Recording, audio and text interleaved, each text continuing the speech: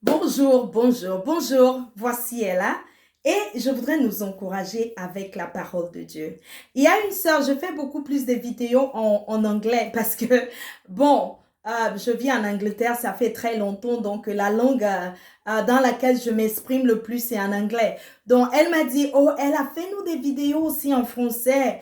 Tu vois, alors je lui ai promis, j'ai dit, je vais faire des vidéos en français. Donc, si mon français n'est pas tel qu'il faut, ne vous en faites pas, je voudrais seulement que le message puisse passer et que le Seigneur puisse vous bénir par rapport à ce message. Vous savez, dans le monde en ce moment, il y a tellement de choses qui se passent. Beaucoup d'entre nous sont découragés, beaucoup d'entre nous sont sur le point, je dirais, d'abandonner leur foi. Il y a plusieurs leur foi qui sont découragés. Le zèle pour le Seigneur est en train de se réduire. Regardons autour de nous. Le coronavirus est en train de décimer la population, que ce soit l'économie mondiale, tout, presque tout est en train de s'écrouler. Beaucoup de personnes ont perdu leurs emplois, beaucoup ont perdu les membres de leur famille. Et même avant cette situation, plusieurs d'entre nous traversaient déjà peut-être des moments difficiles dans leur mariage, le mariage qui s'écroulait, que ce soit avec leurs enfants, que ce soit même déjà avec leurs finances. Alors je voudrais nous encourager de tenir bon. Même Jésus a dit dans sa parole, dans le livre de Jean chapitre 16, verset 33, il a dit, dans ce monde vous aurez des tribulations, dans ce monde vous aurez des problèmes. Mais il a dit, soyez de bonne foi. Pourquoi? Parce que j'ai vaincu le monde. Ma soeur, mon frère, toi qui es en train de me regarder en ce moment, tu sais, j'ai entendu quelqu'un qui a dit une fois que dans ce monde, nous nous trouvons dans cette vie, nous nous trouvons dans trois positions différentes. Soit nous sommes dans les problèmes, soit nous sommes en train de sortir des problèmes, ou soit nous sommes en train de nous préparer à entrer dans les problèmes. Et ça, c'est la vie. Tant que nous vivrons, nous aurons des challenges. Tant que nous vivrons, nous aurons des difficultés à surmonter. Mais Jésus ne nous a pas laissés seuls. Il a dit, je serai avec vous jusqu'à la fin du monde. Il est avec nous. Et l'apôtre Paul nous donne le secret dans Philippiens chapitre 4. Il dit, réjouissez-vous. Il dit, encore je vous dis, réjouissez-vous dans le Seigneur. Pourquoi?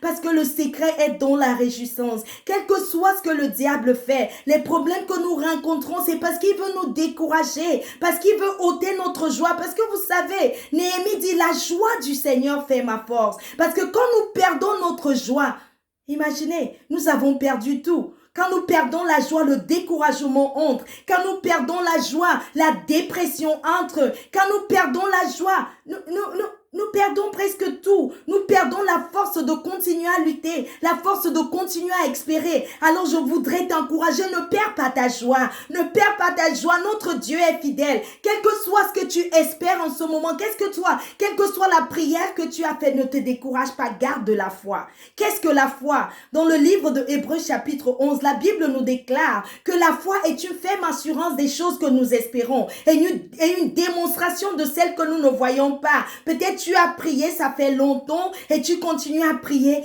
Garde la foi, espère toujours parce que nous servons un Dieu qui est fidèle. Nous servons un Dieu d'impossibilité. Il a dit dans sa parole que rien n'est impossible à Dieu et rien n'est impossible à celui qui croit.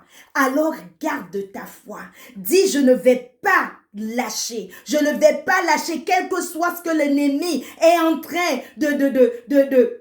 d'apporter dans ma vie en ce moment. Je ne vais pas lâcher parce que mon Dieu est avec moi. C'est dans Éphésiens chapitre 3, verset 20. Il dit qu'il fera abondamment au-delà de ce que nous demandons ou pensons, selon sa puissance qui agit en nous. Alors ne te décourage pas.